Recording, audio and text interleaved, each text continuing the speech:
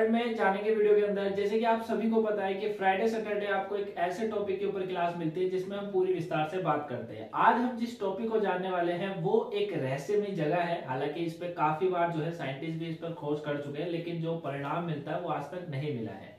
आपको पता होगा कि जितने भी बड़ी से बड़ी एवरेस्ट हुए हैं या पर्वत हुए हैं उन पर चढ़ाई करना आसान है और काफी लोगों ने उन पर चढ़ाई करी भी है, ठीक है। लेकिन भारत के अंदर एक ऐसा पर्वत है जिस पर आज तक कभी कोई चढ़ाई नहीं कर पाया है और साइंटिस्टों ने भी जब इसका जो है हवाई जहाज के द्वारा पता लगाया तो उनको इसमें कुछ भी नहीं पता करा गया कि आखिर में ऐसा क्यों होता है, आज तक कोई इस पर चढ़ाई क्यों नहीं कर पाता है।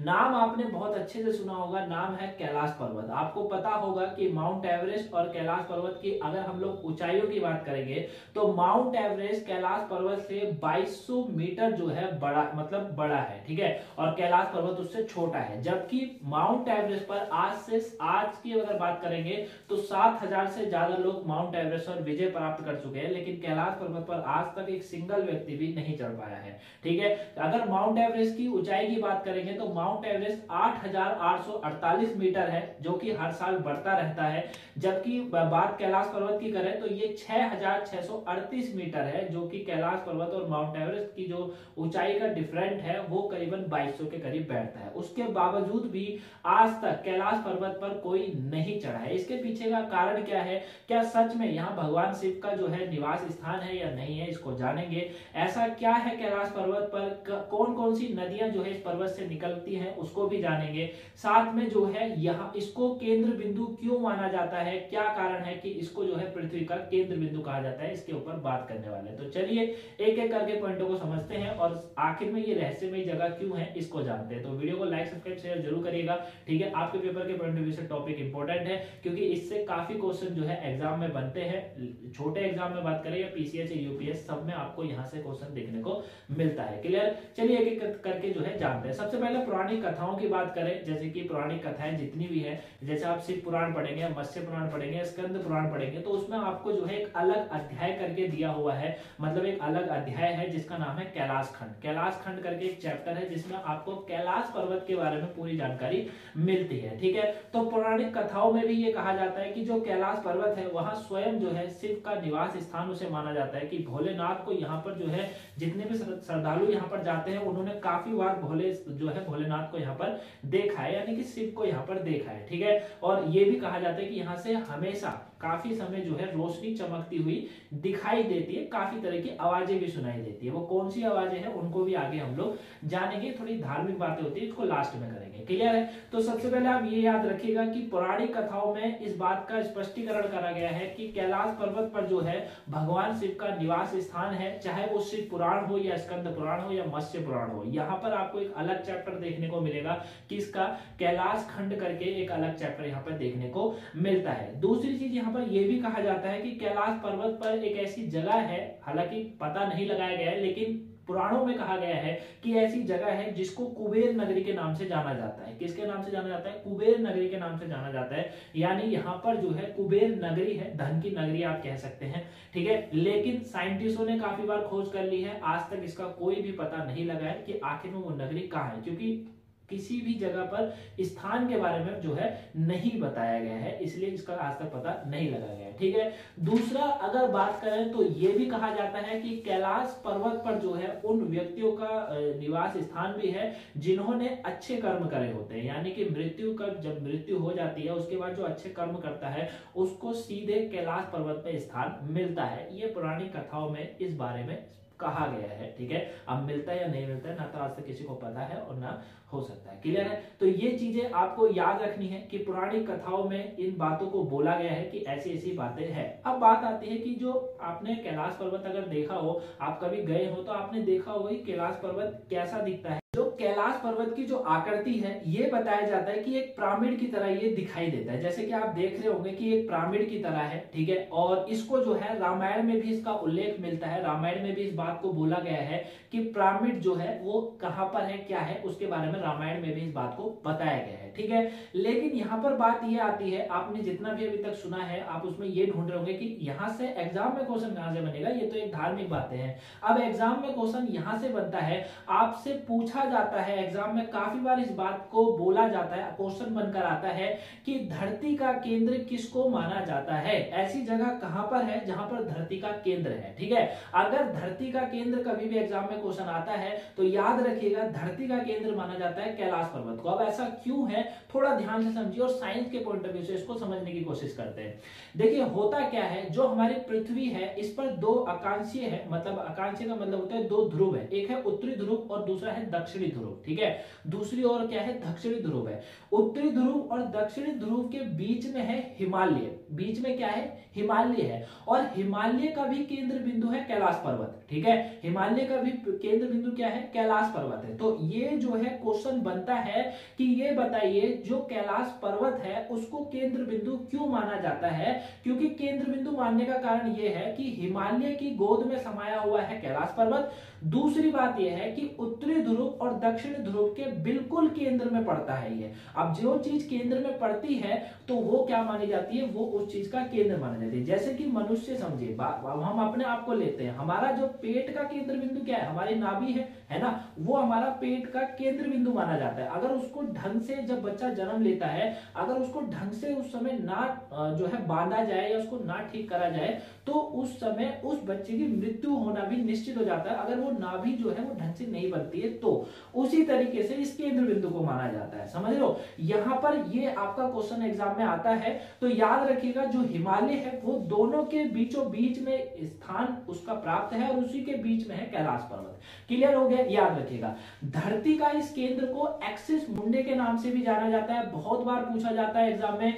एक्सिस मुंडा जो केंद्र है वो कहां पाया जाता है, कैलाश पर्वत को कहते हैं, हिमालय की गोद में समाया हुआ है। ठीक है, याद रखिएगा, बहुत इंपॉर्टेंट बनता है। दूसरी चीज ये है कि जो कैलाश पर्वत है ये आकाशीय ध्रुव और साथ में भौगोलिक ध्रुव का केंद्र भी माना जाता है, यानी कि केंद्र माना जाता है आकाशीय ध्रुव या भौगोलिक ध्रुव। में क्यों कह रहा हूं, ऐसा क्यों माना जाता है साइंटिस्टों के द्वारा, क्योंकि ये कहा जाता है कि जो धरती और क्या कहते हैं आसमान है, आपने देखा है बहुत लंबा है, धरती और आसमान की दूरी बहुत है, लेकिन ये माना जाता है कि कैलाश पर्वत इन दोनों का मिलन है, मतलब धरती और आसमान जहां आकर मिल जाते हैं वो स्थान है कैलाश पर्वत। क्लियर है, याद रखिएगा। ये भी एक क्वेश्चन एग्जाम में बनकर निकलता है कि आकाशीय ध्रुव और जो भौगोलिक ध्रुव है वो उसका केंद्र किसको माना जाता है, तो आपका आंसर होना चाहिए कैलाश पर्वत को इसका केंद्र माना जाता है। ठीक है, दूसरा क्वेश्चन, एक और क्वेश्चन बनकर निकलता है कि दसों दिशाओं का मिलन कहां पर होता है, तो दसों दिशाओं का मिलन जो होता है वो भी कैलाश पर्वत पर होता है। सही है, आप लोग चार सोच रहे होंगे, लेकिन ऐसा नहीं है, दसों दिशाएं होती है जिसका मिलन भी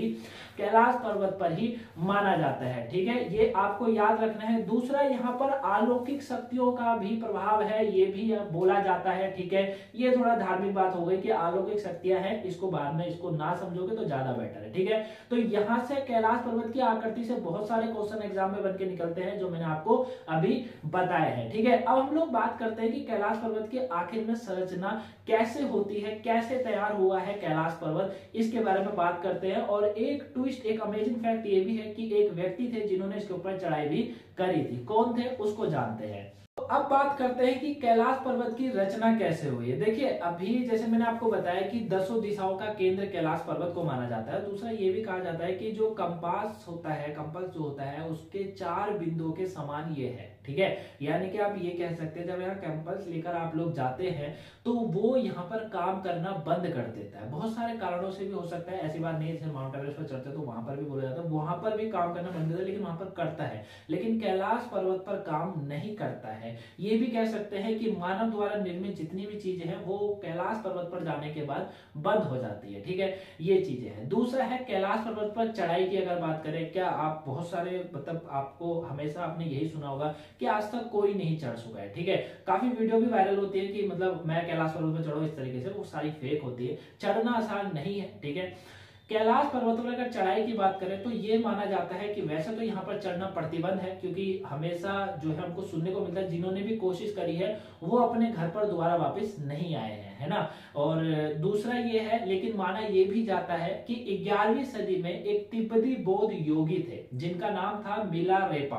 कौन थे? मिलारेपा। इन्होंने इस पर चढ़ाई करी थी। ठीक है, ये माना जाता है, अगर आप कभी गूगल पे सर्च करेंगे तो आपको मिलेगा कि 11वीं सदी के अंदर तिब्बती बौद्ध योगी थे मिलारेपा, जिन्होंने इस पर चढ़ाई करी थी। उसके बाद क्या हुआ इसका इतिहास आज तक किसी को नहीं पता है। दूसरा एक चीज और याद रखिएगा, 4 महानदियों के स्रोत से घिरा हुआ है ये पर्वत। ठीक है, क्या है? 4 महानदियों के स्रोत से घिरा हुआ है। यहाँ पर जो है अगर इसको भौगोलिक दृष्टि से अगर हम लोग देखेंगे तो 4 पर्वत, मतलब ये जो पर्वत है ये 4 नदियों से घिरा हुआ है, जिसमें सिंधु नदी आ जाती है, ब्रह्मपुत्रा है, सतलज नदी है और साथ में घाघरा नदी जो है उससे ये घिरा हुआ है। अब एक और यहाँ पर 2 क्वेश्चन और बहुत इंटरेस्टिंग बनते हैं जो कि इंटरव्यू लेवल में पूछे जाते हैं काफी बार, क्योंकि ऐसे क्वेश्चन आपको पता है जो अमेजिंग क्वेश्चन होते हैं उसको इंटरव्यू जो होते हैं वो ज्यादा वहां पर पूछते हैं। तो 2 क्वेश्चन जो बनते हैं वो ये बनता है, सबसे पहला ये माना जाता है कि जो कैलाश मानसरोवर है वहां पर शुद्ध पानी की दुनिया की सबसे पहली झील है। ठीक है, उच्चतम झील मानी जाती है। याद रखिएगा,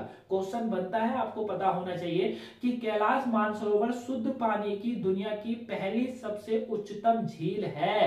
क्वेश्चन यहाँ पर अमेजिंग बन जाता है कि ये जो झील का आकार है ना, ये सूर्य के बराबर है। ठीक है, जितना सूर्य का आकार है उतना इस झील का भी आकार है। ठीक है, दूसरा आता है यहाँ पर एक राक्षस झील भी है। क्या है? एक राक्षस झील भी है जो कि दुनिया की सबसे उच्चतम खारे पानी की झील है। मीठे पानी की झील बता दी, शुद्ध मीठे पानी की झील है। दूसरा है खारे पानी की झील, वो भी इसी पर्वत पर है और उसका जो आकार है वो चंद्रमा के बराबर माना जाता है। ये आपको याद रखना है। क्लियर है? तो दोनों पॉइंटों को याद रखिएगा कि एक है सूर्य के आकार वाली जो कि पूरे दुनिया के अंदर उच्चतम शुद्ध पानी की झील है। ठीक है, दूसरा है खारे वाली जो कि चंद्रमा के आकार के बराबर है। ठीक है, ये आपको याद रखना है। आगे बात करते हैं, अब जो है थोड़ा सा हम लोग धार्मिक बातों पर भी ध्यान को एकत्रित करते हैं, थोड़ा सा समझते हैं कि यहाँ पर ऐसा क्यों कहा जाता है कि भगवान शिव का निवास स्थान इसे क्यों माना जाता है।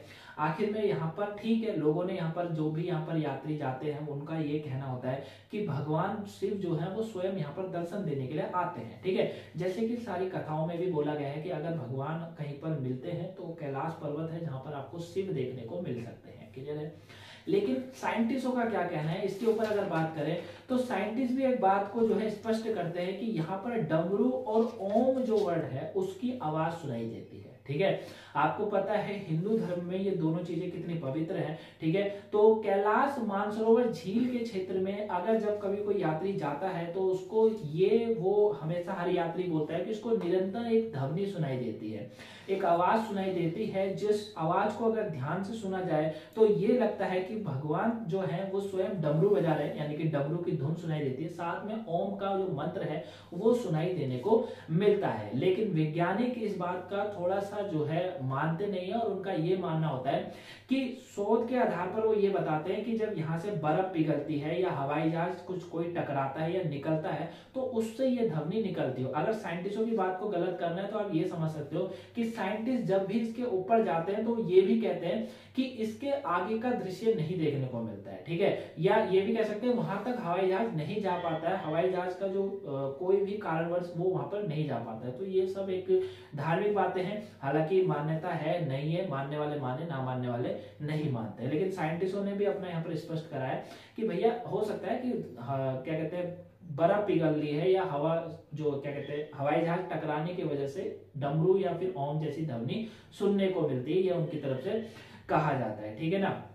दूसरा, काफी बार यहाँ पर जो है रोशनी देखने को मिली है, जो कि ये कहा जाता है एक दिव्य रोशनी है जो कि यहाँ पर देखने को मिलती है। क्लियर है? तो कुल मिला के बात ये बनती है कि हिमालय पर्वत पर जो है ये कैलाश पर्वत पर चढ़ना आज तक ना कोई चढ़ पाया है। 11वीं सदी में जो व्यक्ति चढ़ा था उसकी अभी पुष्टि पूरी तरीके से नहीं है कि वो चढ़ा था या नहीं चढ़ा था।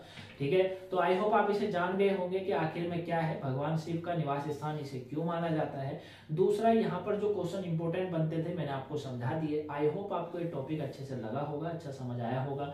अगर आपको कोई डाउट्स लगा हो तो कमेंट बॉक्स में जरूर बताइएगा। ठीक है, और अगर चढ़ने का कभी मन हो तो आप जा सकते हैं कैलाश पर्वत और वहां पर चढ़ाई करके एक बार देख सकते हैं। ठीक है। बाकी अपनी पढ़ाई को कंटिन्यू रखिएगा, आराम से पढ़ाई करिएगा। साथ में सैटरडे वाली वीडियो देखना मत भूलिएगा जो 7 बजे आती है। सभी अगर आज की कोई वीडियो नहीं देखी हो, सुबह के वोकैबुलरी हो या 2 बजे वाला टॉपिक हो, तो उसे जरूर देख लीजिएगा, आपके पेपर के पॉइंट ऑफ व्यू से इंपॉर्टेंट है। फ्राइडे और सैटरडे आने वाली वीडियो को कभी मत छोड़ना, क्योंकि आपके लिए जो है काफी मेहनत करके हम लोग जो है इस चीज को तैयार करके आपके सामने लाते हैं। तो वीडियो को लाइक सब्सक्राइब शेयर करना आपका काम है, वो कर दिया करो। मिलेंगे नेक्स्ट वीडियो में, तब तक के लिए thank you for watching guys. बाकी हमें इंस्टाग्राम हो, टेलीग्राम हो या फेसबुक हो, सब जगह आप फॉलो कर सकते हैं। सभी का लिंक डिस्क्रिप्शन बॉक्स में दिया हुआ है। Thank you for watching guys.